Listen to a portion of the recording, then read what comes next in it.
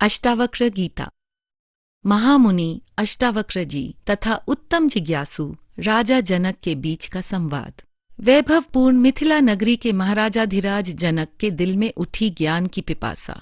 सच क्या है? भय से कैसे मुक्ति पाएं? ज्ञान क्या है? अष्टावक्र गीता, अद्वैत का वह चरम शास्त्र। परम पूज्य गुरुदेव श्री श्री रविशंकर जी के मुखारविंद से प्रवचन। एक ब्रह्मज्ञानी गुरु के मुख से ऐसे महान ग्रंथ के विश्लेषण का श्रवण मात्र हम स्नातकों के लिए परम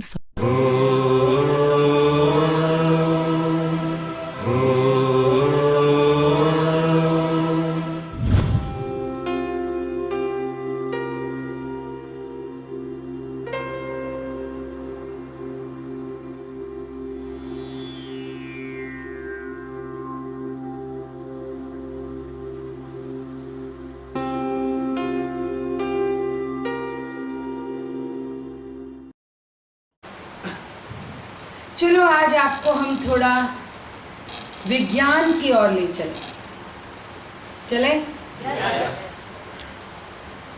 ये जो पूरा संसार है इसकी रचना किससे हुई? 5 तत्वों से। कौन कौन से?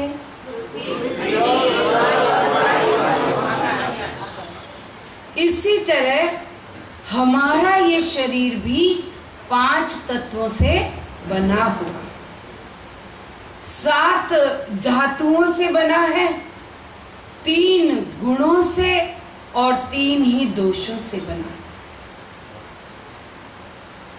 5 तत्व तो पता है सबको। ये पृथ्वी, जल, अग्नि, वायु, आकाश, ये 5 तत्व हमारे विकास के कारक तत्व हैं। 7 धातुएं जिनसे हमारे इस शरीर का निर्माण हुआ, जिसमें से किसी की भी कमी हो तो शरीर अस्वस्थ हो जाता है। वो 7 धातुएं क्या हैं? अस्थि, खून, चमड़ी, वीर्य, मांस, मज्जा, नस, नाड़ियां। इन 7 धातुओं से ये शरीर बना है। 3 गुण कौन से? सतोगुण, तमोगुण, रजोगुण। 3 दोष कौन से? तो सारा साइंस पता है आपको। Wow, so intelligent. हाँ, गुरुजी के बंदे हैं हम ना, अभी गुरुजी ने बताया। तो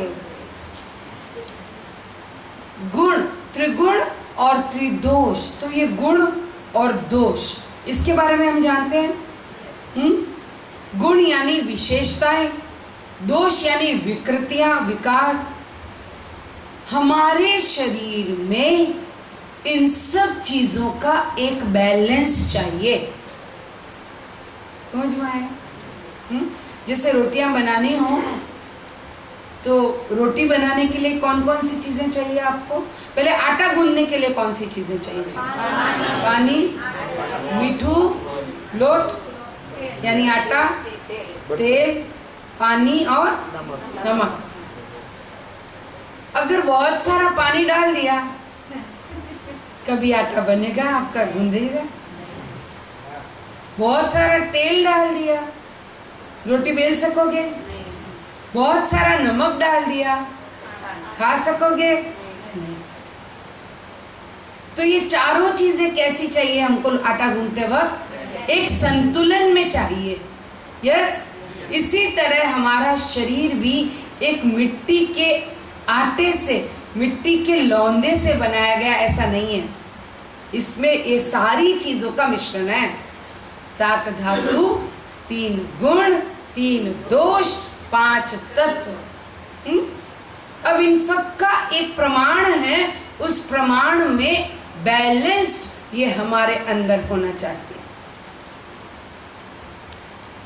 कभी आप किसी दिन चाहो तो यहाँ आयुर्वेदिक डॉक्टर को बुला कर एक अच्छी सी टॉक आयुर्वेदा पर रख सकते हो।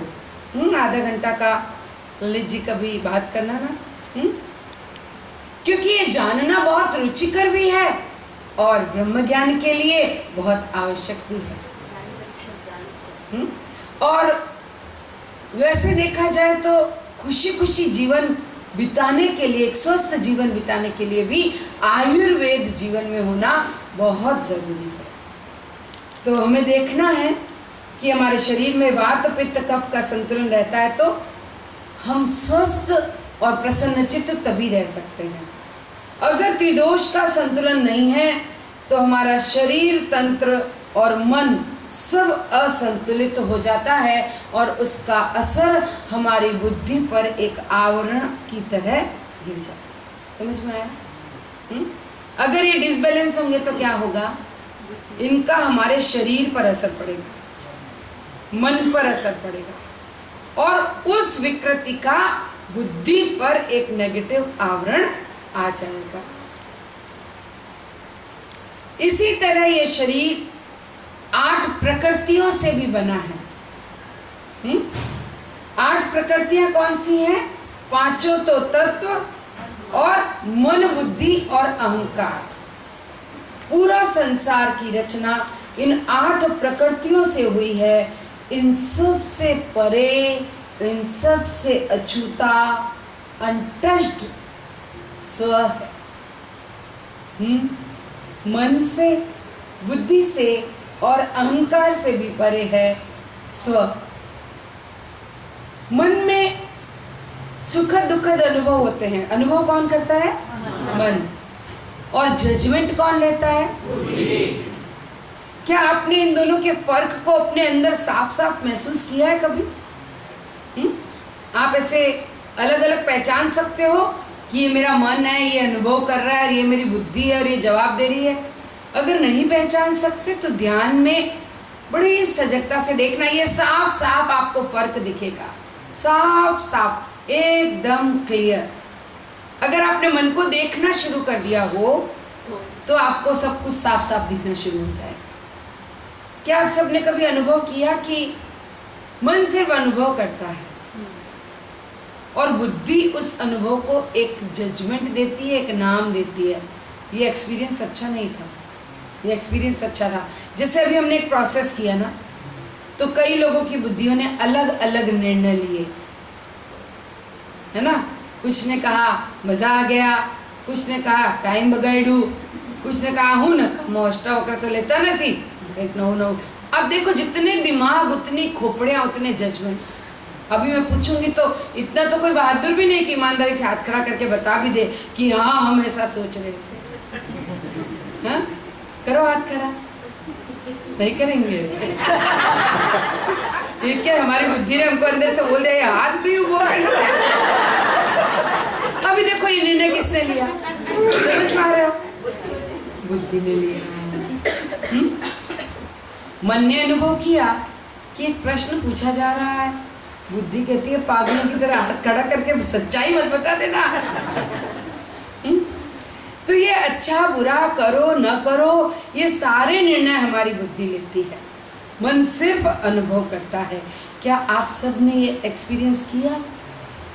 जब ध्यान करने बैठोगे तो मन और बुद्धि के फर्क को साफ महसूस कर सकते हो। मन इंद्रियों के माध्यम से अनुभव करता है और बुद्धि सिर्फ ऑब्जर्व करती है, जजमेंट लेती है। मन भी अनुभव कैसे करता है? इंद्रियों के माध्यम से। बुद्धि से आप जानकर निर्णय लेते हो। कभी कभी क्या होता है, मन पर, बुद्धि पर मन हावी हो जाता है। किस पर? बुद्धि पर मन हावी हो जाता है। आप कह सकते हो इनकी साठ गांठ हो जाती है। यस,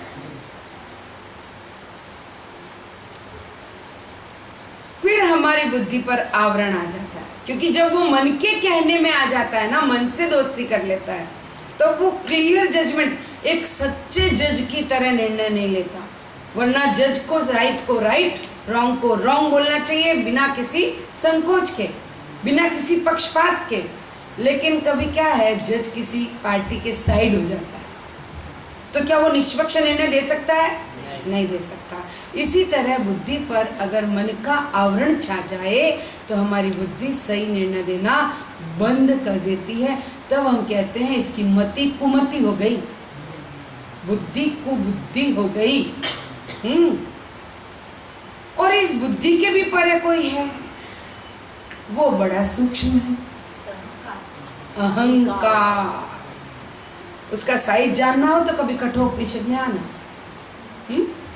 इतना सूक्ष्म है वो ईगो कि ऐसे सजगता की हाइटेंड अवेयरनेस नहीं हो तो दिखे भी नहीं कि मेरा ईगो है, मैं कुछ खास हूं, मैं हूं, ये ईगो है।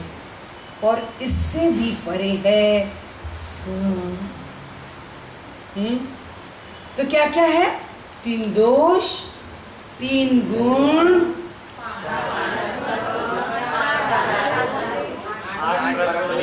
वाह, आपने तो पूरा साइंस समझ लिया। सच्ची ये ग्रुप बहुत इंटेलिजेंट है। हाँ, अब ये सोचो कि ये डिसबैलेंस कहां से होता है। जब आप विज्ञान में घुसी गए हो तो खोजी बनो कि ये डिसबैलेंस खुराक से होता है। खुराक कहां से मिलती है? भोजन से और वातावरण से। ये 2 तरह से हम खुराक ग्रहण करते हैं। हवा में, जिस हवा में बैठे हो, जिस वातावरण में सांस ले रहे हो, आपको उस परिस्थिति के विचार आएंगे, और जिस तरह का भोजन कर रहे हो आपको उस तरह के विचार आएंगे, और उसी से हमारे तंत्र का संतुलन बिगड़ जाता है, और जो विचार हमें आते हैं हम वही काम करने लगते हैं। समझ आ रहा है या नहीं? जैसे आप कोई ऐसी जगह शॉपिंग मॉल में घुसे हो तो वहां के वाइब्रेशन कैसे होंगे? चाहिए चाहिए चाहिए चाहिए वाले। यस, तो आप देखना वहां जाते हैं आपके मन में यही विचार आएगा, अरे ये कितना सुंदर है ले लूं, अरे वो कितना सुंदर है ले लूं, आएगा। तो ये विचार, और आप सिर्फ विचार लेके रह जाओगे, लेकर भी आओगे, कुछ तो उठा के लाओगे, चाहे आपको वो जरूरत ही नहीं है। आप देखना आजकल जो शॉपिंग मॉल में जाते हैं, लेने गए थे आटा, नमक, तेल, चीनी, लेकिन और न जाने कितना कुछ उठा के ले आए। ऐसा होता है क्यों? उस पूरे वातावरण में यही होता है, ये ले लूं, ये ले लूं, ये ले लूं। वो विचार हमारे मन को पकड़ लेते हैं और हमको लगता है ये मेरा विचार, और हम वो शॉपिंग कर डालते हैं। यस, क्या किया? जिस वातावरण में सांस ली, उस वातावरण के विचार आए, उस विचारों को हमने फॉलो किया और वही कर्म किया। समझ में आ रहा है? ये पूरा साइंस समझ में आ रहा है। सतोगुण, अब जैसे आप यहाँ आकर बैठते हो तो आपको बिल्कुल अलग विचार आते हैं, अलग तरह के कर्म करने को मन करता है। यस, सतोगुण इज बैलेंस। तमोगुण, सतोगुण, रजोगुण, ये 3 तरह के गुण हैं। इनका हमारे पर असर हो हम वैसा ही व्यवहार करने लगते हैं। रजोगुण में क्या करते हैं? चाहिए चाहिए और बेचैनी, ज्वरता, इच्छाएं, तृष्णा, डर, ये सब कहाँ है? रजोगुण में। तमोगुण में क्या है? आलस, जड़ता, डलनेस, निराशा, अस्वीकार भाव, ये सब तमोगुण में ही आते हैं। और मैं थोड़ा करेक्शन करती हूँ इसमें, जिसके मन में पहले से ही विकल्प आते हो ना, वो भी कहीं ना कहीं तमोगुण से ग्रसित है। समझ में आ रहा है? अगर आपको मन में हाँ बोलना चाहिए, वहाँ ना का थॉट पहले आ जाता है, ऐसा नहीं हुआ तो, जैसे मान लो आपको कहा कि आप ये संकल्प लो कि कल आप 5-5 लोगों से मिलकर टॉक देने वाले हैं, और आपको पहले से विकल्प अंदर से आ जाए, पर मारे थी 9 दिवस तो लोग को हाँ 9 पाठ से, तो आप समझ रहे हो ये क्यों हो रहा है? ये तमोगुण के कारण हो रहा है। सुन रहे हो? ये बहुत सूक्ष्म है, लेकिन इसको चेक करना। और यस माइंड जिसका भी है वो सतोगुण में है, और इसीलिए जिसका यस माइंड है वो फिर कहीं भी जाकर खड़ा हो जाए, उसके अंदर जो है वातावरण में वो रिफ्लेक्ट हो जाएगा और रिजल्ट मिल जाएगा। अब जिनको रिजल्ट नहीं मिल रहा वो अपने त्रिगुण और त्रिदोष को संभाल लेना थोड़ा। यस, तो आपने देखा, कुछ पूछना है किसी को? हाँ, इसके साथ कैसे वो संबंध रखते हैं? जैसे आपने बताया यस माइंड है तो सत्वगुण, मना करे, संकल्प विकल्प उठे, वो तमोगुण। तो वो इसकी वो समझ में नहीं आता लिंक क्या है इसके लिए। मानो समझो तीखा खाया तो तमोगुण आलस आई है ना, इसके साथ तो समझ में आता है। जैसे हम खिचड़ी खाते हो सत्व गुण के रिलेटेड है हमारे, तो इसके और कर्म में इसके साथ कैसे। आप जिस वातावरण में रहते हो, जिस तरह का भोजन करते हो, उसके अनुसार आपके मन की स्थिति रहती है, इतना तो मानते हो। हाँ, वो है। अब जब मन में ऑलरेडी जड़ता है, डिप्रेशन है, आलस है, निराशा का भाव है, उसके मन में पहला विचार नो का निकलेगा। आप समझ रहे हो? या। अगर निराशा है, अगर तमोगुण है तो निराशा है, डिप्रेशन है, जड़ता है, आलस है, उस वक्त ये लगा यार कौन रोज रोज आबदू करते हो खर्चा। ठीक है, पैसा नहीं देंगे कौन सोचता है, रजोगुण में फंसा हुआ आदमी सोचता है। सुन रहे हो आप? आई डोंट नो ये कहाँ से हुआ, डाउनलोड प्रोसेस है, मैंने कहीं पढ़ा नहीं है, लेकिन समझ में तो मेरे आ रहा है। क्या आपको भी ये जुड़ा हुआ महसूस होता है या नहीं होता है? नहीं कनेक्ट कर पा रहे? रुपए पैसे की बात जो जिसके मन में आती है, હવે कौन અત્યારે 3800 रुपया खर्च करसे, यानी वो व्यक्ति रजोगुण में है। उसका महत्व, उसका पूरा माइंड किस पर है? ट्रेडिंग। ठीक है, निराशे में तमोगुण में फंसा हुआ आदमी को लगेगा मैं नहीं कर सकता, मैं नहीं करना चाहता, इसके अंदर रहता है। वो हर व्यक्ति में वही देखता है, કોણ કરશે, લોકો कैसे અત્યારે तो आ છે, रजा છે, फलाणु છે, न्या जाऊ છે, लगन છે, उसके अंदर 10 बातें ना कहने की आ जाएगी। क्यों? क्योंकि वो नो माइंड में ही है, निराशा में ही है। समझ रहे हो? और जो सतोगुण में है ना, वो सिर्फ और सिर्फ श्रद्धा में है, और जो श्रद्धा में है ना, उसके मुंह से ना निकलेगा ही नहीं। और ये मेरा एक्सपीरियंस है कि मैंने इतने सालों में ये एक ही चीज अप्लाई की है, श्रद्धा। जब कभी ऋषि जी आते थे या रीटा दीदी आते थे, कोई टॉक देते थे किसी चीज के लिए, कौन कौन एडवांस करना चाहता है, कौन वो कोर्स, मैं ऐसे फट उतना ऊंचा हाथ खड़ा करती थी, चाहे मुझे दिख रहा था सामने की जाने की कोई पॉसिबिलिटी नहीं है, फिर भी पूरा हाथ लंबा खड़ा करती थी एक श्रद्धा से कि किसी ज्ञानी के सामने अगर हाथ खड़ा कर दो ना तो वो हो जाता है। इस यस माइंड के साथ हाथ खड़ा करती थी और वो हो जाता है। yes? 2009-10 की बात है, बॉम्बे में मुझे डीएसएन ही उस टाइम करना ही करना था, पर सामने इतना सारा सिचुएशन था कि पॉसिबिलिटी नहीं थी। फिर वहाँ जहाँ डीएसएन का ऑर्गेनाइज था, वहाँ सत्संग में गया और वहाँ बात हुई, गुरुजी को प्रे करके आपको देखना है, फॉर्म मुझे भर के वैसा दे के आगे। डीएसएन के टाइम सब सॉल्व क्लियर कैसे हुआ पता नहीं। सुन रहे हैं आप? अभी सुनना, बहुत लोग यहाँ ऐसे होंगे जो इन 3 परिस्थितियों से चल रहे हैं, है ना? क्योंकि कोई एक व्यक्ति में इतनी ताकत कहाँ से आई कि वो फॉर्म भरवा के ला रहा है, बाकी के नहीं। यहाँ है कुछ ऐसे 10-15 हीरो लोग जो यस माइंड से जाते हैं और काम करके ही लौटते हैं। अब ये सेम सिचुएशन आपकी अपनी जिंदगी में, बिजनेस में भी आती है। आप समझ रहे हो? आप जितने विश्वास के साथ अपने कस्टमर को माल दिखाओगे ना, अगर आप सतोगुण में हो, आप यस माइंड में हो, मारा माल एटले हूँ, लोग जोए ने तो तरत जाम, उसका काम वैसा ही चलेगा। जिसको अपने ही माल पर डाउट है, यार हूँ जो है बेचा है तो कदास। कुछ लोग पहले से ही सोच के चलते हैं, अब तो नोटबंदी पछे तो धंधो ज मंदो, अब उसका मंदा ही रहता है। और जो नहीं सोचता उसे कोई फर्क नहीं। क्यों किशोर भाई? समझ रहे? यस। अब आपका पूरा का पूरा बिजनेस, आपकी पूरी की पूरी इनकम, आपका पूरा का पूरा जीवन इसी पर चल रहा है। ये 3 चीजें बहुत बहुत जरूरी है। इवन फैमिली चलाने के लिए, रिलेशन निभाने के लिए, अगर आप पहले से सोच के चलते हो હવે નણંદ આવે છે, કંઈક ને કંઈક માથાકૂટ તો કરશે જ, રજામાં શાંતિથી રહેવા દે। अभी आप तमोगुण में हो और जो आप देख रहे हो वो होने वाला है। अभी अगर आप अष्टवक्र सुन रहे हो और आप सतोगुण से चाहो, आ वखते तो બેન ને એટલો પ્રેમ આપીશ ને, મારી સગી બેન હોય ને એના કરતા વધારે, तो पण મને એટલું જ પ્રેમ આપો. आप देखना वो भी बदले हुए मिलेगी और आप भी बदले हुए मिलेंगे.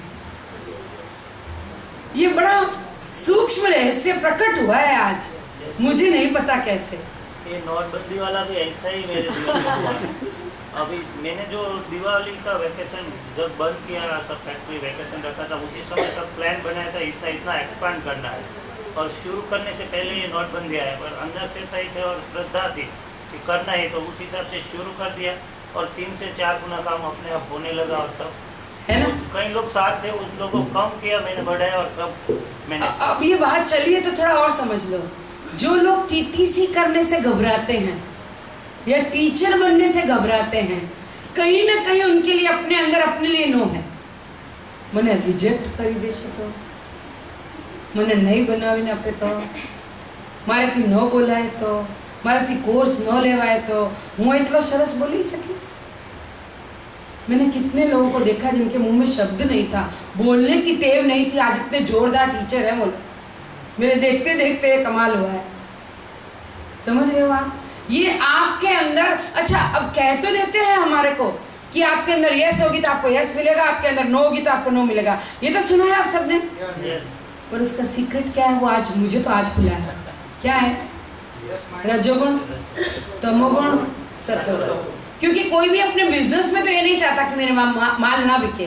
कोई चाहता है कि मेरा धंधा मंदा हो जाए? ऐसा कोई चाहता है? नहीं चाहता. पर उसे ऐसे ही विचार आ रहे हैं. क्यों आ रहे हैं? तमोगुण. तमोगुण. તો એનો મતલબ એવો છે કે આપણા વિચારોથી આપણું ભવિષ્ય બને. यस, ताली बजाओ. The source of action is your thoughts, ऐसा मेरे गुरु ने कहा है. मतलब कुछ भी कर्म करते हो उसकी जो ताकत है वो तुम्हारे विचार है. और the source of your thought is yourself. और ये विचार आपके अंदर कैसे जन्म होंगे वो आपके अस्तित्व के ऊपर निर्भर करता है. You are the designer of your own life. आप जैसे चाहो डिजाइन कर सकते हो. मैंने अक्सर ये बात शेयर की है, अगर हीरो बनना चाहो तो हीरो बन सकते हो, जीरो बनना चाहो तो जीरो बन सकते हो. बहुत छोटी थी, बहुत छोटी. नो किसकी बिटिया आती है यहाँ, धीरू भाई की बेटी आती है ना, इतनी सी थी, हिरन भाई की बेटी. तब से मेरे मन में ऐसा रहता था कि बस सब कुछ करना है, सब कुछ करना है. बहुत यस माइंड. तो बहुत मैं एक्टिव थी. तो मेरा भाई मुझसे बड़ा है 3-4 साल, वो मुझे बहुत टोकता था. उसे पसंद नहीं था लड़कियों का इतना एक्टिव होना. तो कहता था कि तू है ना बहुत हीरोगिरी मत किया कर. तो मैं कहती थी भाई तू प्लीज जीरोगिरी मत किया. और आई टेल यू वो लड़कियों की तरह शर्माता था, सब कुछ आता था. वो आज भी वैसा ही है. किसी दिन मिलवाऊंगी मैं. उसको मैंने हैप्पीनेस प्रोग्राम करने भेजा ना, तो पहले ही दिन जब प्रश्न पूछे ना कि आप खुश हो क्या, वो उस प्रश्न से घबराकर हैप्पीनेस प्रोग्राम छोड़कर मेरे पास आ गया. मुझे कहाँ भेज दिया? बोले क्यों? बोले वो पूछते हैं कि तुम खुश हो क्या. तो मैंने कहा तो क्या हो गया बता देता. पर मुझे समझ ही नहीं आया. समझ में आ रहा है? हम खुद अपने जीवन के, अपने भविष्य के निर्माता हैं. गुरु जी इसीलिए कहते हैं choice is yours, blessing is mine. और ब्लेसिंग तो हमेशा ही है. अब ब्लेसिंग किस चीज को मिल रही है? जरा बात चल गई है तो हम पूरी करते हैं. इसको कट करने बाद में नॉलेज आज हमें गुरु जी से मिला कि जीवन में त्रिगुण, त्रिदोष, 7 धातुएं, 5 तत्व और 8 प्रकृतियां, इनको बैलेंस करना बहुत जरूरी है. ठीक है?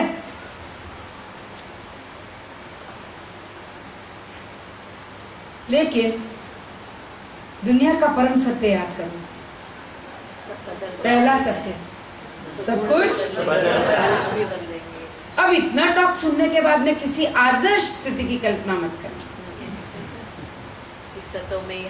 कि हम हमेशा ऐसे ही रहेंगे ब्लू स्टार. ये तो प्रकृति है देखो, और इसका स्वभाव क्या है? बदलना। तो ये बदलता रहता है हमारे अंदर। हमें क्या करना है, सजग होकर इसे जितना मेंटेन कर सकते हैं उतना समय समय पर करते रहना है। जैसे आपने कार खरीदी है तो जिस सिचुएशन में लाए थे शोरूम से, आप कितना भी इसको रोज धो रगड़ो पोंछो चमकाओ, वो वैसी रहेगी हमेशा।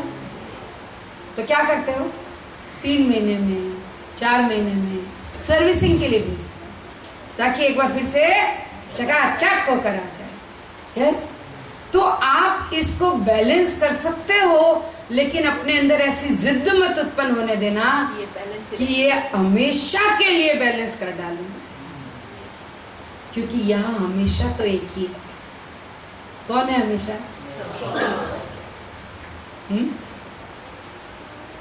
अगला सूत्र में बहुत सुंदर सूत्र है, मेरा फेवरेट सूत्र, और एज आई नो मेरे मास्टर का भी ये फेवरेट सूत्र है, क्योंकि उन्होंने आज कहा कि इसके बारे में तो 2 महीने भी बोले तो कम। और वो सूत्र बहुत लोगों को तो अब याद भी हो गया होगा। चलो हम मिलकर बोलते हैं आज।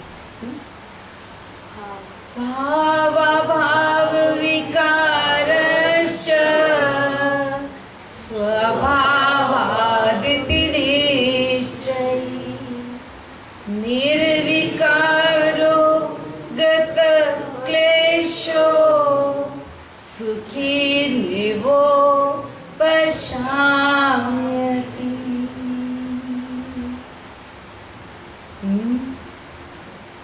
कितना सुंदर है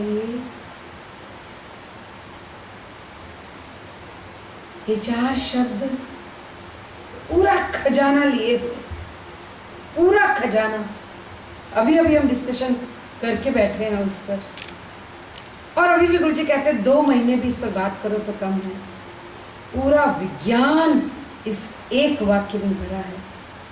अगर कोई व्यक्ति जीवन के विज्ञान यानी आयुर्वेद के लिए सजग है तो वो क्या करेगा, वो खाली ऑब्जर्व करेगा, ध्यान रखेगा। वात पित्त कफ कब क्या बढ़ रहा है उसको देखेगा और उसे मेंटेन करेगा। महसूस करेगा ध्यान से कि कब मेरा पित्त बढ़ा, कब मेरा वात बढ़ा और कब मेरा कफ बढ़ा। क्रोध का अनुभव हो तो कारण बाहर नहीं है, अंदर है। वो क्या? पर हम क्या कहते हैं, मैं गुस्सा करना ही नहीं चाहता था पर उसने बात ऐसी कर दी ना कि मुझे गुस्सा आ गया। अभी अगर आपका पित्त चढ़ा हो ना तो चप्पल ऐसे की जगह ऐसे घर में कोई खोल देना, आप उस पर भी लड़ पड़ोगे। और अगर आपका पित्त बैलेंस है ना तो कोई बड़ी बात भी हो जाएगी तो आपको कोई बात नहीं, इसको ठीक करते हैं, चलो। आप समझ रहे हो? कब बढ़ गया, भारीपन, डलनेस महसूस करेंगे। वात बढ़ गया तो आप देखना चंचलता, बेचैनी, आपका जी नहीं टिकेगा कहीं। हम तुरंत जान जाएंगे। ये असंतुलित व्यवहार इंद्रिय दोष के असंतुलन का परिणाम है। सुना? क्योंकि पिछले 2 चैप्टर 3 चैप्टर से गुरुजी एक ही बात कह रहे हैं, जीवन का सार तुम हो, तुम स्वयं भगवान हो, तुम इसे कहाँ ढूंढते हो? यस। लेकिन हमें अपने व्यवहार की गड़बड़ियां ये विश्वास करने नहीं देती। तो आज वही मैकेनिज्म खोल दिया कि व्यवहार जो भी है वो इन चीजों से जिनसे शरीर बना है उन पर निर्भर करता है। और जब शरीर में इस तरह के डिसबैलेंस हो उसका असर मन पर होता है, बुद्धि पर होता है, हमारे एक्शन में होता है, हमारे कर्म पर होता है। समझ में आ रही है? लेकिन हम कैसे हैं? पवित्र। क्योंकि शुरू में ही बता दिया इन सब के परे है हमारा स्व, हमारे मन वाणी कार्य, इन सब पर हमारे अंदर के इस डिसबैलेंस का असर पड़े। ऐसा कब होगा कि ये डिसबैलेंस का हमारे पर असर ना हो? बात को ध्यान से सुनना। डिसबैलेंस होगा, ये नहीं कहा कि डिसबैलेंस नहीं होगा, क्योंकि ये तो नेचुरल है। Can you understand? लेकिन क्या कहा, ऐसा कब होगा जब इस डिसबैलेंस का हमारे ऊपर असर नहीं होगा, जब हम उसमें इन्वॉल्व नहीं होंगे, हम सावधान, जब हम सजग भाव से उसको देख सकते हैं और अपना प्रयत्न उसको नलिफाई करने में लगाते हैं, ना कि हम अपनी सारी ऊर्जा फिर उस विचार के ऊपर उस घोड़े पर चढ़कर वो व्यवहार करने में लगाए। समझ में आ रहा है? अन्यथा तुम क्या करोगे? अगर आप सजग नहीं हो और डिसबैलेंस हुआ, आप लोगों से लड़ोगे। वही जो मैंने अभी बताया, गुस्सा आए तो क्या कहोगे, इन्हें काम आओ करो कि मैंने गुस्सा चढ़ी। आप उंगली कहाँ करोगे? लेकिन अगर आप अवेयर हो तो कहाँ करोगे? आज कुछ गड़बड़ है, फिर याद भी करोगे कल क्या खाया था, परसों क्या खाया था, कहाँ गई थी, किसके साथ बैठी थी, कब ये मेरा मन ऐसा बिगड़ना शुरू। आप तुरंत कैच करोगे, तुरंत आप तुरंत जान जाओगे कि वात पित्त कफ का प्रभाव है। वात ज्यादा तो ये व्यवहार, पित्त ज्यादा तो ये, और कफ ज्यादा तो ये। अब अगर आप आयुर्वेद हर महीने 1.5 महीने से करते हो नाड़ी परीक्षण, और आपने 2 साल ये जम के करवाया हो, अब आपको जैसे ही अपने विचार कुछ गड़बड़ होंगे ना, आप उस विचार को देखकर जान लोगे ये थॉट आ रहा है तो मेरा वात बड़ा है कि मेरा पित्त बड़ा है कि कफ बड़ा है, विचार से जान लोगे। और ये भी जान लोगे कि इस मौसम में ये खाने से ये चीज बढ़ती है और ये खाना अवॉइड कर दूंगी तो मेरा ये ठीक हो जाएगा। समझ में आ रहा है? कितना सुंदर है। एक दिन डेफिनेटली एक टॉक रखवाना, उनसे कहना खाली वो ये समझा के जाए वात पित्त कफ में कैसे विचार आते हैं और इसको नलिफाई करने के लिए भोजन का क्या ध्यान रखना, ठीक है ना। युक्ताहार विहार से इस पर हम एक टॉक रखवाएंगे, हमारे चंद्रकांत जी से निवेदन करेंगे। हालांकि वो इतनी रात्रि को नहीं आते हैं तो कोई बात नहीं, हम 9 से 10 उनकी टॉक संडे, हाँ संडे को बुला सकते हैं। यस, संडे को बुलाएं, ठीक है। संडे को हम चंद्रकांत जी की टॉक 6:30 बजे रखवाते हैं। सब जन आ जाओगे ना तब तक? ठीक है। तुम अपना सारा समय और अपनी सारी एनर्जी किसमें लगाओगे? अब मेरे अंदर क्या गड़बड़ हुई और उसको कैसे ठीक करना है। अब मजे की बात, अब आपको अपने में देखने में इतने बिजी हो गए, अब आपको लोगों की शिकायत करने का आपके पास मौका ही नहीं, बल्कि लोगों को देखने का ही अवसर नहीं, क्योंकि आप खुद की पंचायती से फुर्सत नहीं है। अभी गांव की पंचायती कहाँ देखने जाए? हाँ? हर क्षण हर पल इन दोषों में परिवर्तन होता है, प्रकृति में भी बदलाव आता है। एक बार एक शिष्य ने पूछा गुरुदेव ब्रह्मानंद सरस्वती से, गुरुजी आप मेरे बारे में क्या सोचते हैं? गुरु ने कहा मेरे पास वक्त कहाँ है कि मैं तेरे बारे में सोचूं, मुझे तो खुद को देखने से फुर्सत नहीं पूरे समय। हालांकि ये जवाब सामान्य व्यक्ति को कठोर और स्वार्थपूर्ण लगेगा, परंतु सत्य तो यही है।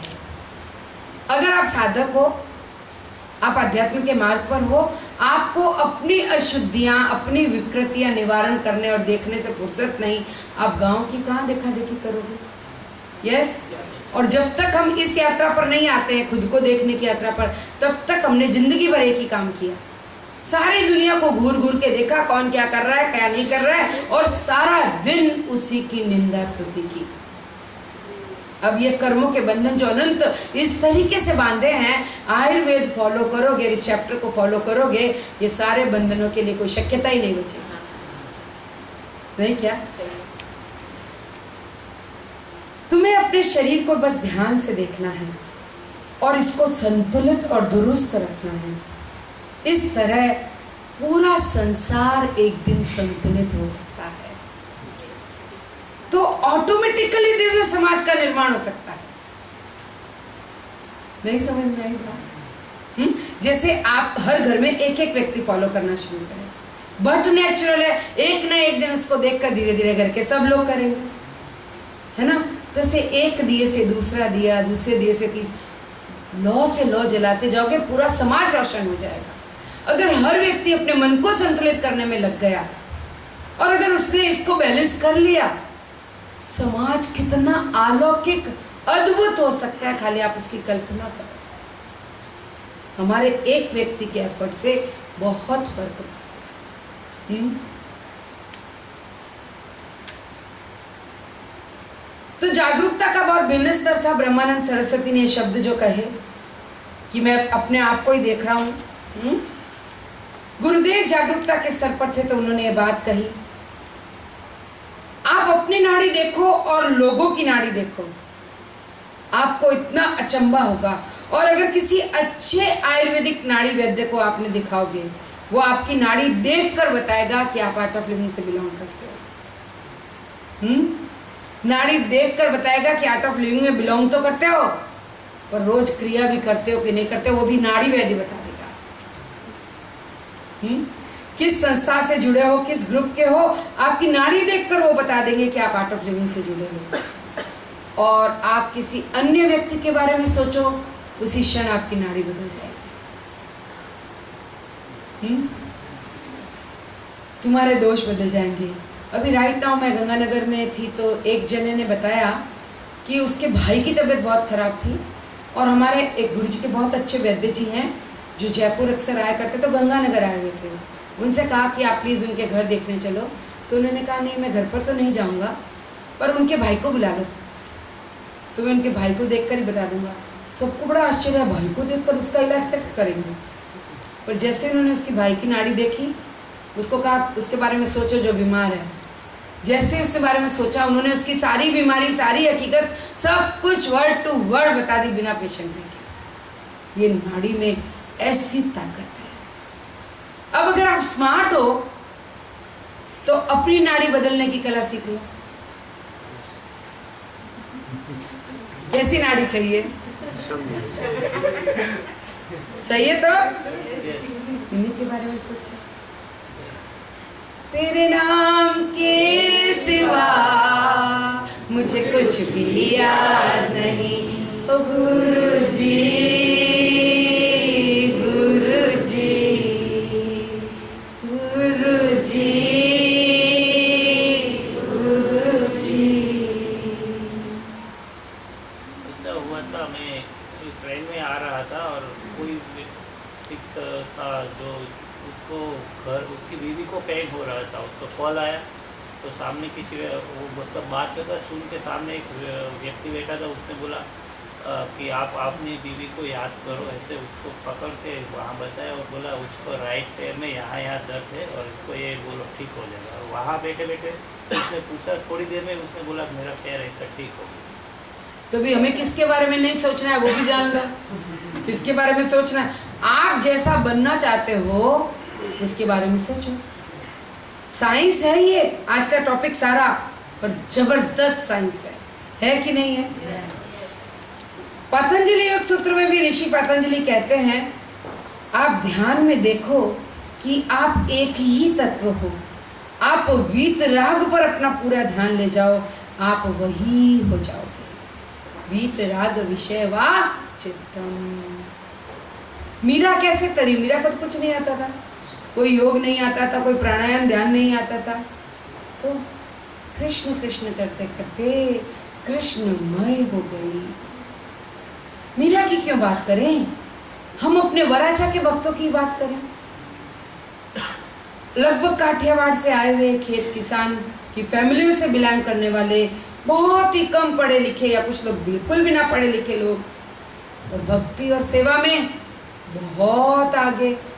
क्यों? सिर्फ गुरुजी प्रेम प्रेम करते करते, भक्ति करते करते, सेवा करते करते, उनको याद करते करते आज आध्यात्म की चरम सीमाओं को अगर कोई छू रहा है तो सूरत का वराचा सुना।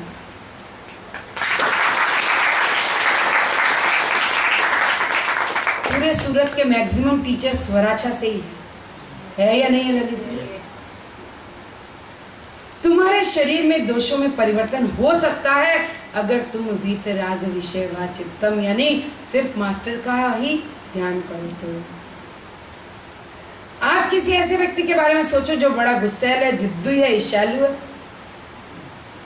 थोड़ी देर सोच के देखना, आपके अंदर वही तरंगे उठने लगेगी। आपकी नस नाड़ी उसी क्षण बदल जाएगी, आपके शरीर तंत्र के पूरे केमिकल बदल जाएंगे, आपके स्पंदन बदल जाएंगे। इस शरीर को जो तुम बहुत सॉलिड मानते हो तो ये उतना सॉलिड है ही नहीं। मेरे ख्याल से ये बात हम पहले भी कर चुके हैं कि हर 24 घंटे में खून बदलता है, 3 महीने में बोन मैरो बदलती है, हर 7 दिन में चमड़ी बदलती है। सब कुछ हमारे शरीर में हर क्षण परिवर्तन हो रहा है, हर एक अणु परमाणु परिवर्तन के तहत जा रहा है। मांस हड्डियां एक सब कुछ बदल रहा है।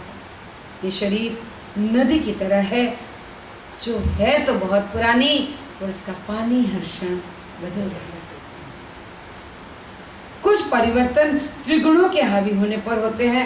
कभी एक गुण हावी, कभी दूसरा गुण हावी, कभी एक दोष ज्यादा, कभी दूसरा दोष ज्यादा। हमें इसके ऊपर बहुत ज्यादा काम करने की जरूरत नहीं है ना, लेकिन थोड़ा ध्यान देने की जरूरत, क्योंकि ये परिवर्तन तो होते रहते हैं। इनके साथ आए तो मत करना, फिर तो चढ़ेगी वो, अभी आप मत चढ़ जाना उसके साथ, कोई बात नहीं है ना। क्योंकि क्या है, बहुत साइको हो जाओगे अगर बहुत ज्यादा इसके बारे में सोच लिया तो ये कहते ये तो चेंज होते रहते हैं, नेचुरल प्रोसेस है। तमोगुण, रजोगुण, सतोगुण, अपनी भावनाओं को देखकर अपने आप को दोषी मत मान लेना है, मैं इतना तमोगुण है, मैंने तो नेगेटिव में जाना चाहिए ऐसे। अरे ये बदलता है, यू जस्ट चेक इट। आप देखो, हम जब सुबह सुबह उठते हैं, हम शायद ये बात कर चुके हैं ना, नहीं? हम सुबह उठते हैं तो सुबह सुबह भजन गाने का मन है। यस, अगर 5 बजे उठते हो तो भजन, ऐसे कोई धुन या साधना, सत्संग मन करता है। क्यों? क्योंकि वातावरण में सत्वगुण है और हम उस वक्त पोषण कहाँ से ले रहे हैं? वातावरण से। तो वही मूड रहता है हमारा। 8 बजे, 8:30 बजे, 9 बजते तो आपको एकदम एक्टिव हो जाते हैं। अरे बहु मोड़ा था, ऑफिस से जाना है, आपको लगता है बहु काम पड़ू छे, हमारा कपड़ा धोना। आपका शरीर तुरंत काम करने में लग जाता है। आप अपने भजन सब बंद करा के लग जाते हो काम में। अभी सोचो कि रजोगुण नहीं आए और आपके अंदर वो सतोगुण ही सुबह वाला पड़ा रहता, तो आप ऑफिस नहीं जाते, घर के काम नहीं करते। राम राम हरे राम हरे राम, राम राम हरे हरे। अभी जिंदगी पार पड़ जाती क्या? तो रजोगुण आना चाहिए ना, लेकिन अपने समय से। हाँ? आप देखो, शाम ढलती है, रात पड़ने लगती है, तो मन क्या करता है? थक गए, सो जाए। जब तक रात न पड़े हमें को सोने का विचार ही नहीं आता, है ना? तो वो शरीर को आराम देने के लिए जरूरी नहीं क्या? क्योंकि अगर रजोगुण चढ़ा रहता तो आप डे एंड नाइट शिफ्ट में ऑफिस में काम कर रहे होते और जितने घर परिवार है वो बिखर गए होते। हाँ कि ना? तो ये अपनी बारी, इनकी बारी है, एक साइकिल है ये। अपने आप आते हैं और जाते हैं, जैसे घड़ी की सुइयों का एक चक्कर चलता है, टिक टिक 1 2 3 4 5 6, एक अपने अपने हिसाब से वो 3 पर आएगा, 6 पर आएगा, 9 पर आएगा, 12 पर आएगा, चलता है ना। वैसे ही ये सतोगुण, अब रजोगुण, अब तमोगुण अपने आप बदलता है। ठीक है? हमें लगता है कोई आदमी बीमार पड़ गया, वो ठीक कैसे होगा? ये कोई बड़ी बात नहीं है। कुछ लोगों की हीलिंग अपने आप हो जाती है, और वो भी श्रद्धा से, विश्वास से, और उसका बेहतरीन नमूना आपके सामने बैठा है। जिस नाड़ी परीक्षण के डॉक्टर की मैं बात कर रही थी, आज से 3 साल पहले जयपुर में अष्टवक्र लेते हुए मैंने उनसे नाड़ी परीक्षण कराया। तो नाड़ी परीक्षण डॉक्टर हमारा पास्ट भी सारा बताएगा, फ्यूचर की बीमारियां भी सारी बताएगा, प्रेजेंट की भी बताएगा। तो उसने पहले मेरे पास से शुरू करते हुए कहा, इतने साल पहले तुम इतनी सीरियस बीमार थे, तुम जिंदा ही नहीं होती, तुम आज जिंदा हो तो सिर्फ अपने गुरु के कारण, उसकी भक्ति के कारण।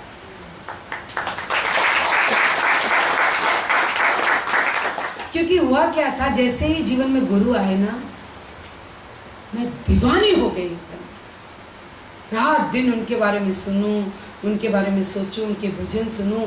सुबह संस्कार का प्रोग्राम में चूकती नहीं थी। वो गुरु सत्संग है, जब शुरू होता था भजन, और मेरी आंखों से आंसू बहने लगते थे। गुरु जी के पीछे बावली, वो जिस शहर में जाए ना, हर महीने 2 महीने से वहाँ भागूं उनसे मिलने के लिए। इतना गुरु जी के बारे में सोचते सोचते मेरी बीमारियाँ ऑटोमेटिकली ठीक हो गई, automatically, without any surgery, without any major treatment. तो हीलिंग होना भी कोई बड़ी बात नहीं। यस, भजन सत्संग में जे आपने रड़ू आई जाए, ये भाव कयो करे? जब भी हम अपने स्व के स्पर्श में आते हैं ना, तब आंखों से आनंद के आंसू बहते हैं, और वो सिर्फ भाग्यशालियों के बहते हैं।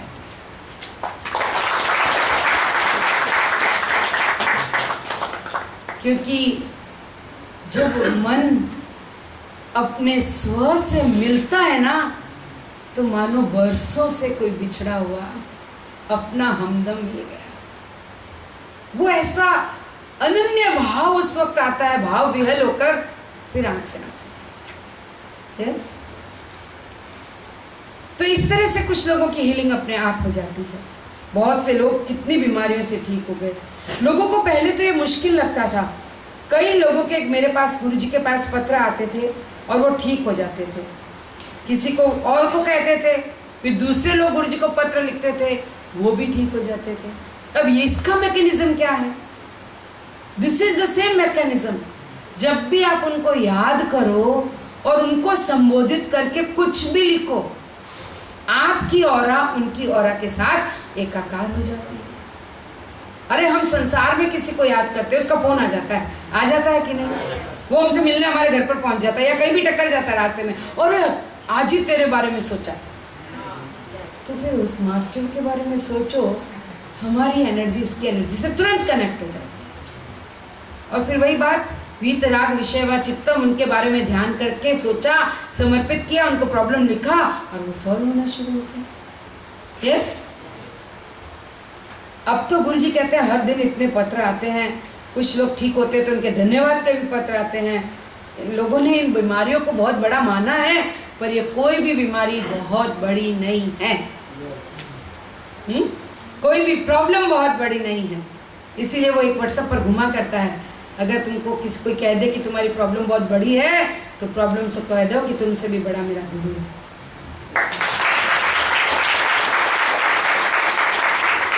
I tell you guaranteed, थोड़ा समय लगेगा। आपको लगता है चट 1 मिनट में हो जाए, वैसा नहीं होगा। लेकिन गुरुजी को याद करके समर्पित करो, हर समस्या भी ठीक होती है, हर इच्छा भी पूरी होती है, और हर बीमारी का निदान भी होता है। और जिसके द्वारा आपका ट्रीटमेंट होना चाहिए ना, वो व्यक्ति कहीं से भी लाकर गुरु आपके सामने खड़ा कर देगा। मुझे फर्स्ट डे से कौन ला रहा था, पहले ही दिन से, हीरा भाई। यस, आपको याद हो तो मेरे घुटने में बहुत तकलीफ थी। यस, मैं चल भी नहीं ठीक से पाती थी, क्योंकि मेरी घुटने की गादी खिसक गई थी। ठीक है, उस खसकी हुई गादी में मैं ट्रैवल करके भी आई, और यहाँ भी रोज आती थी बड़ी मुश्किल से। आप लोगों में से कुछ लोग मेरा हाथ पकड़ के मुझे चला के ले जाते थे, याद है क्या? आजकल नहीं देखते, दौड़ती भी आती हूँ, दौड़ती जाती हूँ। कैसे हुआ आप मानोगे नहीं। घर बैठे एक ऐसा स्पेशलिस्ट व्यक्ति जो दिल्ली में लोगों का ट्रीटमेंट करता है, वो मेरे पिता का कोई बहुत पुराना दोस्त है, और मेरे पिता 2 महीने से कह रहे थे कि एक बार मैं तुझे उसको दिखाना चाहता हूँ। तो मैं कहती थी हाँ, मुझे तो ऐसे कि भाई मेरा गुरु ही करेगा जो भी करेगा। बाय गॉड, मैं नहीं गई तो मेरे गुरु ने उसको मेरे लिए मेरे घर भेज दिया। वो सिर्फ कुछ घंटों के लिए मेरे घर आए। सुबह 11-12 बजे पहुंचे। वो बॉम्बे किसी बहुत सीरियस पेशेंट का ट्रीटमेंट करने दिल्ली से बॉम्बे गए। उसको जिस दिन वापस दिल्ली जाना था, उनको बॉम्बे से कोई फ्लाइट ही नहीं मिली। नो फ्लाइट, उस दिन कोई फ्लाइट नहीं थी दिल्ली के लिए। आप मान सकते हो कि बॉम्बे दिल्ली रोज फ्लाइट नहीं, ऐसा हो सकता है कभी? कोई फ्लाइट नहीं। बेचारे को मजबूरी में वाया सूरत अगस्त क्रांति में टिकट बनाकर दिल्ली जाना था।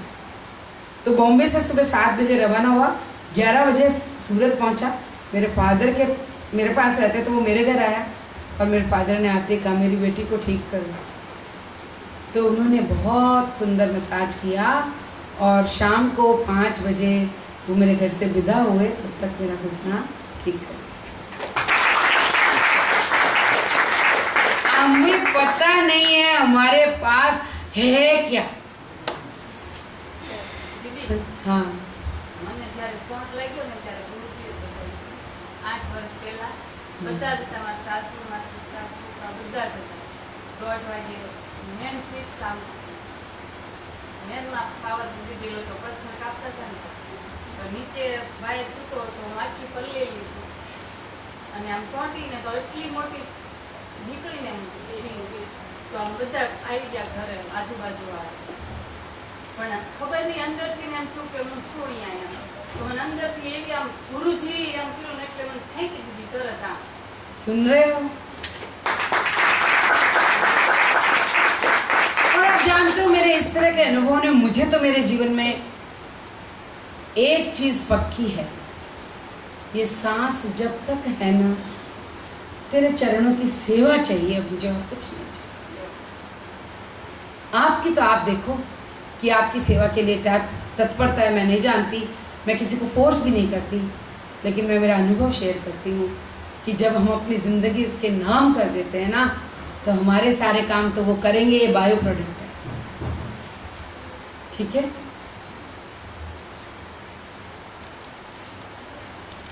देखो गुरुजी ने खुद अष्टवक्र में ये बात शेयर किया. अष्टवक्र में गुरुजी ने जितना खुला बताया ना, कुछ चीज़ें कहीं नहीं बताई, खुद शेयर किया है कि जो बीमारियां लोगों को लगती थी कि बड़ी चीज़ है, ठीक नहीं होगी, वो मुझे पत्र लिखते थे और वो ठीक हो जाते थे, वो थैंक यू का लेटर भेजते थे. इस तरह बात फैलती गई, अब तो बहुत सारे पत्र आते हैं. तो ये तब की बात है, अब तो लोग गुरुजी को रोज हजारों ईमेल पहुंचते हैं और आज भी यूं काम हो रहे हैं. कैसे गुरु हमें मिले हैं और वो खुद बता रहे हैं. देखो ऐसा भी नहीं है कि हम आउट ऑफ द टॉपिक जाकर कोई बात कर रहे हैं, गुरुजी खुद बता रहे हैं. फिर देखो इसका सीक्रेट खोलते हैं कैसे, ध्यान से सुनना. इस प्रकृति का ये चेतना इस प्रकृति का मुख्य केंद्र है. तो जिसने इसको बनाया है उसके लिए इसको ठीक करना क्या बड़ी बात है. जैसे मान लो आपके घर में टीवी है और जिस कंपनी वाले ने बनाया है, सैमसंग वाले ने, उस टीवी को, अगर आपका टीवी बिगड़ जाए तो उस कंपनी का कोई आदमी आता है, 5-10 मिनट में कुछ खोलता है, पीछे से नट ऐसे छूछा कुछ करता है, चालू करता है. उसके लिए बड़ी बात है क्यों? क्योंकि उसने बनाया. अभी आप डब्बा खोल के बैठो, डब्बे को पूरा डब्बा बना. यस. तो गुरुजी हम सबको यूं चुटकी बजा के हमारी सारी समस्याएं, प्रॉब्लम्स, तो क्या कहते हैं कि जिसने ये दुनिया बनाई है उसके लिए इस दुनिया को ठीक ठाक करना क्या बन गया. थोड़ी चीज को इधर किया उधर किया, ठीक हो गई. जिसने फूलों को बनाया है उस पौधे में नई फूल पत्ती आ जाए, क्या बड़ी बात है. उसके लिए कभी भी ला सकता है और अगर उसका मन हो तो वो फूल की डिजाइन भी बदल सकता है. एक आध पत्ती इधर उधर करी, डिजाइन चेंज. आजकल आप देखो शिमला मिर्ची कितने रंग की मिलती है कि नहीं, लाल, पीली, हरी, ऑरेंज, ब्लैक भी लो. बोल. आप लोगों की बीमारियां फिर क्या बड़ी बात है. खुला बोल रहे हैं, समझते हैं तो समझो आप. इसलिए ये हीलिंग तो बहुत मामूली काम है और उसकी कृपा देखो, उन्होंने अपने इस हीलिंग पावर को हम सब में खुलेआम बांट दिया. हमें कुछ नहीं करना, ब्लेसिंग दो, हाथ जोड़ना है, ब्लेस करना है, दैट्स इट, बात खत्म. बाकी गुरुजी देखेंगे उसको कहाँ वो हीलिंग काम करनी चाहिए, वो भी आप मुंह मत डालना, वो गुरु देखेगा. इसलिए आज का ये नॉलेज सुनने के बाद एक बात दृढ़ निश्चय कर लो, हमें अपनी चिंता खुद करने की जरूरत नहीं है. लिखा है गुरुजी ने, मैं मेरे घर का नहीं बना के लाई, उधर लिखा हुआ है। तुम्हें बहुत चिंता करने की जरूरत नहीं है, कुछ भी हो सकता है। आपको तो इस रचना और रचयिता के प्रति बस आश्चर्य का भाव मन में होना चाहिए। That's it. चेतना स्वयं बहुत है जिस पर हम आश्चर्य करें। ये सब कुछ इस प्रकृति का स्वभाव है। लोग बीमार पड़ते हैं, ठीक हो जाते हैं, कुछ हमारे कर्म होते हैं, कुछ परिस्थितियां होती हैं, कुछ स्पंदन होते हैं। क्या कहा? बीमार क्यों पड़ते हैं उसका भी मैकेनिज्म बताया। क्या? कर्म होते हैं, कुछ परिस्थितियां होती है, कुछ स्पंदन ऐसे होते हैं जो मिलकर कभी बीमारियां और कभी स्वास्थ्य का निर्माण करते हैं।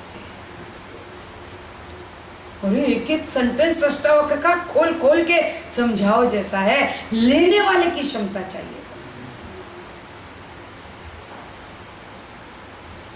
हम इस विषय में बहुत चिंता करने की जरूरत नहीं है।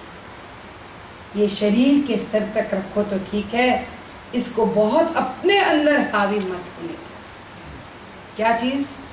वाता पिता कफा, रजोगुण सतोगुण तमोगुण, ये दोष हैं, इनको डिसबैलेंस बैलेंस, उसके लिए बहुत माथापोड़ी टेंशन लेने की जरूरत नहीं है। शरीर के लेवल पर चेक करो, ठीक करो, दैट्स इट। मन पर हावी मत होने देना। क्यों? क्योंकि याद रखना कि मैं वो हूं जो इन सब से बिल्कुल अनटच्ड है। मुझ पर इनका कोई असर होने वाला नहीं। तुम्हारे भीतर जो शुद्ध पवित्र चेतना है, तुम बस उसे ही याद रखो। इसे अपने अंदर तक मत हावी होने देना। थोड़ा सा उस परम चेतना का ध्यान कर लो। शिवा शिवा शिवा शिवा शिव ओम, ऐसे याद करके ठीक कर लो। अगर मन पर असर आने लगे तो आप ये हमारे ऑटोग्लिन के भजन ऐसे ही हैं, लाइक जपा, लाइक चैंटिंग। बस आप उसको चैंट करो और हमारी चेतना में एक शिफ्ट आ जाती है। आ जाती है कि नहीं? ये दोष बदलते हैं और हर समय बदलते हैं। सुबह, दोपहर और शाम ये सूर्य के साथ बदलते हैं। दोपहर को पित्त बढ़ता है। दोपहर को 12-1 बजे तक सबको खाना खा लेना चाहिए। कुछ ना कुछ तो सबको खाना चाहिए। नाश्ते और दोपहर के भोजन के बीच में भी कुछ खा लेना चाहिए, नहीं तो पित्त बढ़ जाता है। दोष तुम्हारे शरीर में भिन्न भिन्न तरीके से बदलते हैं, मौसम से भी बदल जाते हैं। आप देखो बारिश के मौसम में बात आप चाहो नहीं चाहो बहुत बढ़ जाता है। तुम्हें क्या लगता है किसी एयर कंडीशन कमरे में बैठ जाए तो इससे छुटकारा मिल जाएगा? एक ही टेम्परेचर रख दे, 25-26, अब हमारा कुछ नहीं होगा, वाता पिता कफा सब बैलेंस रहेगा। Oh no, it is not possible. ये तो बदलेंगे, तो नेचुरल प्रोसेस है। जैसे आपके जीवन में अगर हर रोज सुबह दोपहर शाम होती है और आप उसे नहीं रोक सकते, इसी तरह ये वात पित्त कफ ये सत्व तमस रजस बदलेंगे ही, आप इन्हें नहीं रोक सकते। हाँ, तुम्हारे नहाने से, पानी पीने से, आसन करने से, साधना ठीक से करने से, अच्छे से खाना खाने से तुम अपने स्वास्थ्य को ठीक रख सकते हो। और हर किसी को परफेक्ट स्वास्थ्य के भी फल मिलते हैं, कोई रोज बीमार नहीं रहता है। तुम दोषों को ध्यान पूर्वक देखो और थोड़ी आयुर्वेदिक दवाई ले लो। यहाँ वहाँ कुछ उगा हुआ अनाज, स्प्राउट्स वगैरह अगर डॉक्टर सजेस्ट करता है तो वो खा लो। अधिकतर आपके दोष इसी से संतुलित हो जाएंगे। फिर भी अगर दोष संतुलित नहीं होते हैं तो परेशान होने की जरूरत नहीं। ऐसा होता है बस। कई बार हमारे अंदर बड़ी भावनाएं उठती है, कई बार कोई भावना नहीं आती है, और कभी कभी तो कुछ लोग गुरु जी के आगे आकर रोने भी लग जाते हैं। गुरु जी क्या हो गया, मेरे अंदर कोई भावना ही नहीं आ रही है। तो ये रो रहे हो, ये भावना नहीं है क्या? हाँ? कभी हमें लगता है अरे मैं बहुत भक्ति, मेरी बहुत भक्ति थी पहले, मेरी इतनी भक्ति थी, मेरी भक्ति कहाँ गई, कम हो गई, कम हो गई। ऐसा महसूस होता है। देखो ईमानदारी की बात है, कभी हमें बहुत भक्ति ब्लिस फील होती है, कभी वो कम भी हो जाती है। नेचुरल है, ठीक है। और सबसे ज्यादा पीड़ा मैं बताऊं क्या है, जिसने एक बार इस भक्ति का स्वाद चख लिया, उसके जीवन में पैसा कम हो जाए चलेगा, कुछ भी कम हो जाए चलेगा, अगर उसकी भक्ति थोड़ी भी कम हो जाए वो खुद उस पीड़ा में जल उठता है, वो सह नहीं सकता है। ऐसा लगता है जैसे कुछ खो गया, बहुत कीमती, किसी ने ले लिया। तो ऐसा होता है, क्या होता है, भाव भाव विकारश्च स्वभावादिति निश्चयी निर्विकारो गत क्लेशो सुखी निवो पश्याम्यति। जो ये देख सकता है कि भावनाएं आती हैं, कभी भावनाओं का अभाव हो जाता है, कभी हमारी भावनाएं विकृत हो जाती है, कैसे, प्राकृतिक रूप से, स्वभावतः, अपने आप, ऑटोमेटिकली ऐसा व्यक्ति निर्विकार होकर सारे दुखों से मुक्त हो जाता है और फिर अपने स्व में रमण करता है। भावा भाव विकारश्च, यानी कभी भावनाएं होती है, कभी नहीं होती है, कभी विकृत हो जाती है। स्वभावादिति निश्चय, और ये तो परिवर्तन इनका स्वभाव है, ऐसा निश्चित रूप से जानने वाला व्यक्ति निर्विकार स्थिति में पहुंच जाता है। क्यों? क्योंकि शरीर की इन विकृतियों का असर अब उसके मन पर नहीं होता है, और जब मन इन विकृतियों से मुक्त होकर निर्विकार स्थिति में जीने लगता है तो गत क्लेशो, यानी दुखों से छुटकारा मिल जाता है। सुखी नेवो पश्याम्यति, सुख पूर्वक अपने स्व में विश्राम कर। आई समझ? ये सब प्राकृतिक रूप से खुद घटित होते हैं। वात पित्त कफ दोष, ये शारीरिक परिवर्तन शरीर में आते हैं और चले जाते हैं। इस बात को निश्चित रूप से पूरी तरह मन से समझ लो तो वो बड़ी सुंदर स्थिति है। ये हैपनिंग है, ऐसा मान के चलो। ये ज्ञानी का लक्षण है कि अगर वो इसे हैपनिंग की तरह ले, थोड़े आसन कर लेने चाहिए, इन आसनों को कभी नजरअंदाज न करें। अगर शरीर को ठीक रखना है तो आपने कभी गौर किया, अगर आप ठीक से आसन कर लो, नेक्रोल भी कर लो तो तुम्हें बहुत अच्छा लगता है और उसके बाद में ध्यान बहुत अच्छा होता है। धीरे धीरे ठीक से अगर हम नेक्रोल कर लें, फिर ध्यान में बैठो, इतना सुंदर ध्यान होगा। क्योंकि जो भी गुण दोष थे ना, वो यहाँ आकर स्टोर हो जाते हैं, और जब हम नेक्रोल करते हैं तो वो रिलीज हो जाता है। मन शांत हो जाता है। क्रिया के बाद भी ऐसा होता है, जो दोष है उन्हें ऊर्जा की तरंगें शुद्ध कर देती है। रोम रोम में जाकर वो जो एनर्जी क्रिएट होती है सुदर्शन क्रिया से, वो क्या करती है, सारी एनर्जी शुद्ध कर देती है, सारे विकृतियों को निकाल देती है। आप क्रिया के बाद किसी की भी नाड़ी देखो, शम नाड़ी चलती है, क्रिया संतुलन वापस ले आती है। बहुत सी चीजें जिनसे त्रिदोष और संतुलन लौट आता है, बहुत सी चीजें बताई। क्या क्या बताया? आसना, आयुर्वेदा, क्रिया, खुराक, और फिर गुरुजी कहते हैं समर्पण और भक्ति से भी संतुलन बन जाता है, जो मैंने अभी शेयर किया आपसे। सारे दोष धुल जाते हैं। कुछ ना आवड़े तो ना, ये तो किसी भोले से भोले व्यक्ति से है ना, क्योंकि कई बार बुद्धि वाले लोग समर्पण भक्ति कर ही नहीं पाते, चुप जाते। भक्ति से भरकर जिस पल तुम्हारी आंखों से प्रेम के आंसू छलक उठते हैं, उस क्षण तुम पूरी तरह से केंद्रित होते हो और तुम्हारी आत्मा पूरी सजीव होती है। आ गया आपका जवाब? तमोगुण रजोगुण सब चले जाते हैं उसी क्षण जब भक्ति से भरकर आंखें बह पड़े। तीन दोष का अगर संतुलन हो जाए वो परफेक्शन है। जैसे 3 लोगों को एक ट्रायंगल, एक त्रिकोण में बैठाया हो, अगर उनको बीच में बैठाओगे तो क्या होगा? एक दूसरे से लड़ेंगे, भिड़ेंगे। तीनों को 3 कोने में डाल दो, फिर सब शांति रहेगी, रहेगी कि नहीं?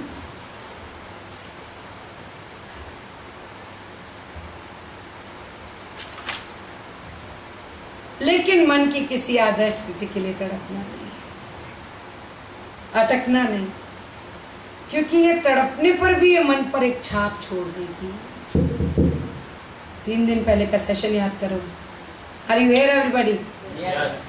क्या था 3 दिन पहले के सेशन में? क्या क्या नहीं करना? इच्छा, अफसोस, अस्वीकार या स्वीकार, एक्साइटमेंट। क्यों? क्योंकि उसकी छाप मस्तिष्क में पड़ जाती है। तो वो कहते हैं अगर आप एक आदर्श स्थिति शरीर की भी बनाने के लिए बहुत तड़पोगे तो उसकी भी छाप पड़ जाएगी। बी अवेयर, थोड़ा ध्यान रखना है और जो फॉलो करना है, जो बता दिया वो करो, दैट्स इट। फिर वो अगर मन में छाप पड़ गई तो विकृति उत्पन्न होगी। त्रिदोष और उसका प्रभाव तो माया है, लेकिन मैं ये नहीं हूं, ये बात याद रखनी। और ये मुझ में नहीं हो रहा है, कहाँ हो रहा है? शरीर में। और ये सब माया है। भावा भाव विकारश्च स्वभावादिति निश्चय। ये 4 शब्द बहुत अनमोल है, बहुत संतोषजनक है। इस गहरी समझ के साथ तुम ज्यादा सोचना बंद करो, दूसरों पर इल्जाम लगाना भी बंद कर दोगे, और भिन्न भिन्न भावनाओं के लिए जो आप खुद को दोषी ठहराते हो वो भी बंद हो जाएगा। कब? अगर हम ये जान गए भावा भाव विकारश्च स्वभावादिति निश्चयी, तो उसका बेनिफिट क्या होगा? हम इसके बारे में ज्यादा सोचना बंद करेंगे। इसने ऐसा क्यों किया, उसने वैसा क्यों किया, मेरे को ये विचार क्यों आया, अरे मेरे से ऐसा क्यों बोला गया। ये बहुत खचड़ पचड़, जो मन खाली नहीं रहता, सोचता रहता है, वो बंद हो जाएगा। फिर जो दूसरों पर इल्जाम लगाते थे वो बंद हो जाएगा। फिर जो अपनी दूषित भावनाओं के लिए खुद पर दोषारोपण करते थे वो भी बंद हो जाएगा। भावनाएं आती हैं, नहीं आती है तो नहीं आती हैं, विकृत हो जाती तो विकृत हो जाती है। तुम खुद पर दया मत खाओ कि अच्छी भावनाएं आए, ये सब मानसिक जंजाल है, इनमें फंस मत जाना तुम। ये स्वाभाविक है, ये अपने आप घटित होता है। ये जानने पर तुम निर्विकार स्थिति को प्राप्त करोगे, क्लेशों से रहित हो जाओगे और हर समय निर्विकार स्थिति में रहोगे। सारे दुख, उदासी, चिंता, क्लेश और परेशानी तुम्हारी चेतना से कोसों दूर चले जाए। भेजना चाहते हैं ये चीजें? क्या क्या चीजें बताओ? चिंता, दुख, उदासी, परेशानी। इस तरह से शुद्ध चेतना अवतरित हो जाएगी। निर्विकारा गता क्लेशो सुखी नेवो पशान्यति। आनंद पूर्वक प्रसन्नता के साथ अपने स्व में विश्राम। क्या ठाठ, क्या चैप्टर है, नहीं? कितना अद्भुत वाक्य है। निर्विकारो गता क्लेशो सुखी नेवो पशान्यति। इतना शीतल, इतना गहरा अर्थ है इसमें शांति और आनंद का। और ये आनंद उत्तेजना वाला नहीं है, ओ करके, शांति वाला आनंद है, आंतरिक शांति वाला आनंद, जो कण कण को शीतल कर दे। आपकी आंखें शीतल, आपका मन शीतल, आपकी बुद्धि शीतल, आपका आंतरिक स्व शांत और विश्राम में चला जाए। तन भी शीतल, मन भी शीतल, तू शीतलता की मूरत है। बन सकते हैं अगर हम आज के इस टॉपिक को फॉलो करें तो। इच्छाओं का क्या है? हजल बजल है। इच्छा को भी गौर से देखो। अतृप्ति और परेशानी है इच्छा। अगर शांत होकर विश्राम करोगे ये शांति आपके कण कण में समा जाएगी। और अगर ये विश्राम नहीं किया तो तुम मर जाओगे। अच्छा, आपकी सारी पूरी इच्छाएं होंगी, चलो जो तुम चाहो। ब्लेस कर रहे हैं, क्या कहा, ध्यान से सुनना। आपकी सब इच्छाएं पूरी होगी जो तुम चाहो। तुम्हें साथी चाहिए, जीवन साथी, बढ़िया से बढ़िया जीवन साथी, जाओ मिलेगा। बहुत सारा धन चाहिए और बहुत सारी स्वतंत्रता, सब जगह जाने आने की, चलो वो भी दिया, वो भी मिल जाएगा। तुम्हें क्या चाहिए? तुम्हें पूरी स्वतंत्रता है, बस तुम सोचो अपने अंदर कि तुम्हें क्या चाहिए।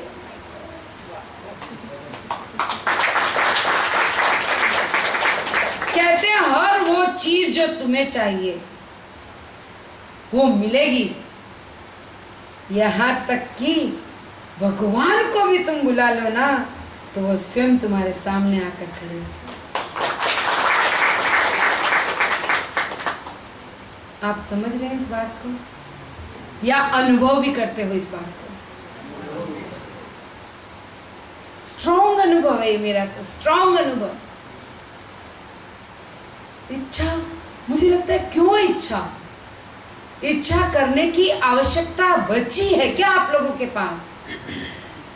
आवश्यकता ही नहीं है इच्छा करने की, क्योंकि इच्छा जन्म ले, बल्कि जरूरत जन्म ले, उसके पहले तो वो पहुंचा। आप देखो डॉक्टर को बेचारे को दिल्ली से बॉम्बे पटका, बॉम्बे से सूरत पटका, माय गॉड। और मैंने ऐसी कोई इच्छा भी नहीं की थी, लेकिन शायद वो मेरी जरूरत थी। आप समझ रहे हो कितना बड़ा ब्लेसिंग हम सबको गुरुदेव दे रहे हैं। और आपको भगवान चाहिए, बटन दबाओ, वो आपके सब प्रश्नों का जवाब देगा। क्या है जो तुम्हें चाहिए? अच्छा, नहीं देते प्रश्नों का जवाब, क्या बोलो गुरुजी? आप जो सोच के आते हो आपको वही जवाब मिलता है। और अभी उसका लाइव एग्जांपल है, इन्होंने पूछा ये आंसू आते हैं, इसका क्या मतलब है सत्संग? और अभी गुरुजी ने एक्सप्लेन किया कि नहीं? तुम देखो तुम्हारी सारी इच्छाएं सहज पूरी होती चली जाएगी।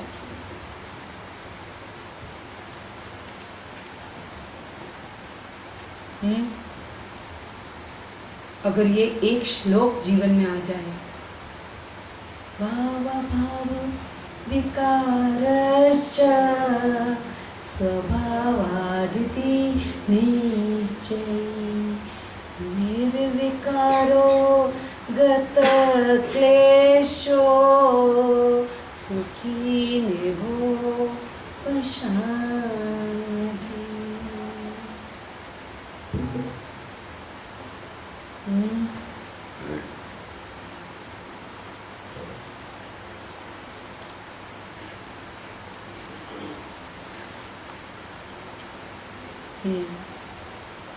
क्या चाहिए आपको? मेरी इच्छा थी कि वो व्यक्ति मेरा जीवन साथी बने, मुझे इतना धन मिले, मुझे सफलता चाहिए, मैं लोगों को कुछ दिखाना चाहता हूँ कि मैं भी कुछ कर सकता हूँ। क्या ये सारी इच्छाएं शांति और शीतलता दे सकती है भला? आपने बहुत से सफल व्यक्तियों को देखा है, क्या वो खुश दिखाई देते हैं? और अगर दिखते हैं तो आपको अपनी आंखों से दिखते हैं। ध्यान से सुनना इस बात को, क्योंकि तुम्हारे अंदर वो इच्छाएं रही होगी कि मुझे ये चाहिए, तो तुम्हें लगता है उसके पास तो है, इसलिए वो खुश। विश्राम करो, उस शांतिपूर्ण शीतल आनंदित स्व की गहराइयों में विश्राम करो। ये बड़ा कीमती और अनमोल ज्ञान है। अगर आप कुछ पढ़तों से भी मुक्त हो सको तो आज का ज्ञान मुक्ति देने वाला ज्ञान। अपनी गहराइयों में कुछ पल के लिए तुम सो में शीतल हो जाओ, शांत होकर विश्राम करो और कह सको मुझे कुछ नहीं चाहिए। ऐसे इच्छा रहित होकर अपने स्व में अगर तुम कुछ पल विश्राम कर लो, वो क्षण जिंदगी के अनमोल।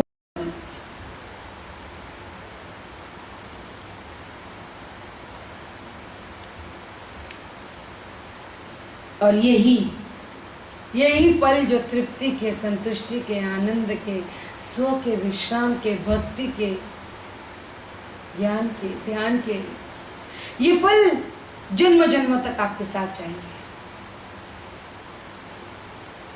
सच्चा धन, साधना, इसीलिए कहते हैं इसको साधना। ये सच्चा धन है, जिंदगी के साथ भी और जिंदगी के बाद भी, जन्म जन्मांतरों तक। और न सिर्फ हमें, बल्कि हमसे जुड़े हुए हमारी अगली और पिछली 7 पीढ़ियों को उसका लाभ होता है। ये धन जो आपको कभी नहीं छोड़ता, ये वो सच्चा धन है, ये वो कीमती धन है। बाकी धन तो क्या है, कुछ भी नहीं है।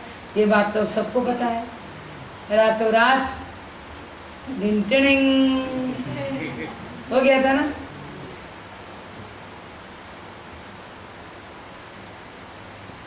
भारत का नोट दूसरे देश में ले जाओ, नहीं चलेगा।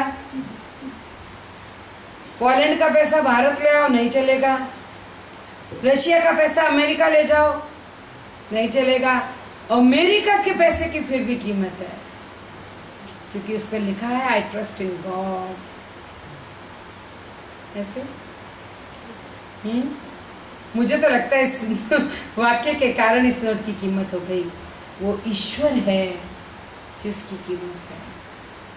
अपने स्व में विश्राम करो, दूसरी सारी चीजों को तुम अपने आप घटित हो। मैं नहीं कहता जेबें खाली कर दो और ईश्वरीय चिंतन करो।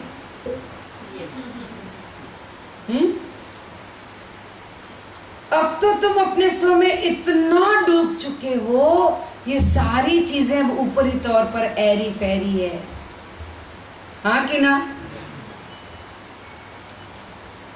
तुम्हें अपने जीवन में रुपए पैसे की, अन्य चीजों की तुम योजनाएं तो बना सकते हो, पर इनको अपने ऊपर हावी होने की इजाजत रखो। पैसा रखो जेब में, इधर नहीं।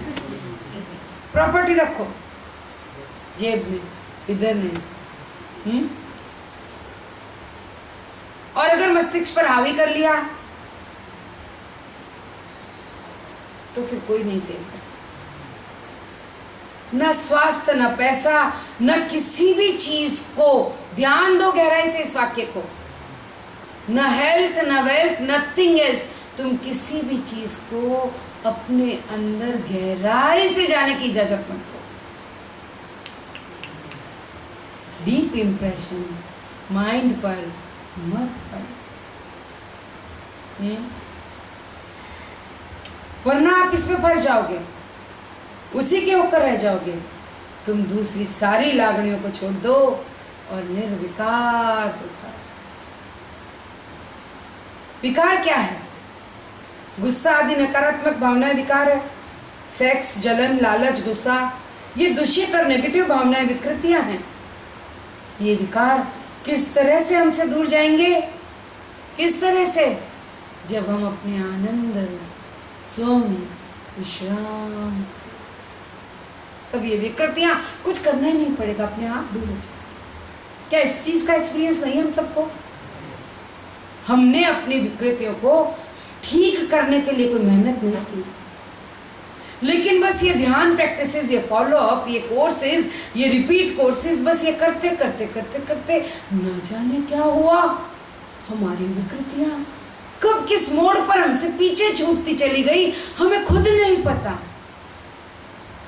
और आज सुनना, आज अगर उन विकृतियों के कोई छुपे हुए संस्कार अगर मन में से कुछ पल के लिए उभरे, हम उसे देख लेते हैं, अरे तू अभी भी है, और वो चले जाते। नहीं होता क्या, बताओ? याद रखना, अगर मन में ये विचार कभी एक क्षण के लिए आए, कोसना मत कि क्यों आए। पुराने संस्कार है, डीप इंप्रेशन है, बहुत हद तक नलीफाई हो चुके हैं, शायद पूरे डिलीट नहीं हुए, तो कभी कभी ऐसे छलकते हैं। उसे देखकर हंसो, ले आटला बड़ा कोर्स करी ना क्या जी पढ़ो, बेचारा चला जाएगा।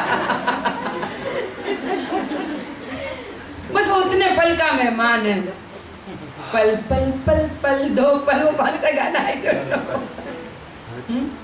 ठीक है, वो 2 पल के लिए आते तो एहसास दिलाते हैं, वाह ये सब हम कब का पीछे छोड़ चुके हैं ना। ये तो संस्कार है, वो इम्प्रेशन, झलक दिखला जा वाला है ये, झलक दिखला जा, है ना। तो कोई बात नहीं, झलक दिखला के जाने दो, मुस्कुराओ, आजा आजा मत कहना उसको। झलक दिखला और जा। ये विकृतियां कब दूर होगी? जब स्व के अंदर गहराई से विश्राम करोगे। आज मुझे घड़ी बता देना, आज के विषय में मुझे कुछ पता चलने वाला नहीं। ओके, अभी समय है। तो जैसे ही आप अपने स्व में विश्राम करोगे, आप आनंद से भर जाओ। और इच्छाएं क्यों चाहिए? आनंद के लिए। तो विश्राम स्व में करते ही आपको आनंद तो मिल ही जाएगा। और फिर भी ना मिला तो 10 तारीख को मिल जाएगा।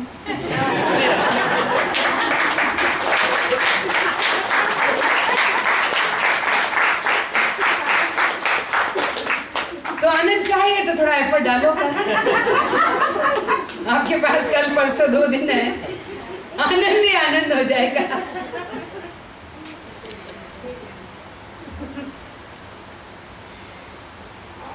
क्योंकि ये जो नेगेटिव भावनाएं है ना, ये ऊपर ऊपर की स्तर पर आए और निपटा सके ऐसा अक्सर होता नहीं है। वो स्थिति को अचीव करने में बहुत टाइम लगता है। क्योंकि अगर गुस्सा आ जाता है ना तो कड़कड़ में चला जाता है कि नहीं? अब आप उसका कारण ढूंढो। खाली गुस्सा आया हो ना, गुस्सा करने की बजाय उसका कारण ढूंढो कि क्या है। आप पाओगे इच्छाएं हैं, कोई इच्छा पूरी नहीं हुई, गुस्सा आ जाता है। तो जब तक इन इच्छाओं को तुम जड़ से उखाड़ कर नहीं फेंकोगे, तुम्हें गुस्से से छुटकारा नहीं मिलेगा। हर गुस्से के पीछे इच्छा मूल कारण है। आप अपना गुस्सा दिखला सकते हो, लेकिन फिर भी गुस्सा आ जाए, कुछ सेकंड से ज्यादा नहीं टिकना चाहिए। ध्यान रखना इस बात। अभी बताया ना कैसे? अरे अभी क्या थी? बस पानी की एक बाल्टी में एक लाइन खींचो ना, उतनी देर के लिए ये विकृत फीलिंग्स आएंगी। क्यों? क्योंकि बहुत पुराने संस्कार है। नो डाउट हमने घिस घिस के प्राणायाम से, ध्यान से, कोर्सेज से बहुत डिलीट मारा है, सत्संगों से, नॉलेज से। यस, पर अभी कोई छुपाया थोड़ा संस्कार है, वो पानी में लकीर की तरह आए उतनी देर बस। कई बार आपका गुस्सा आपका होता भी नहीं है। अपनी विकृत भावनाओं पर बहुत भरोसा मत करना। बाजू वाले में कुछ आग लगी हो तो कभी कभी आप भी उसकी चपेट में आ जाते हो, है ना। किसी अन्य के अंदर वो भावनाएं हो तब भी वो हमारे ऊपर हावी हो जाती है। क्या हम थोड़ी देर और स्थिर बैठ सकते हैं? सिर्फ 10 मिनट। पीछे से सब हिलना डुलना, घसर कसर।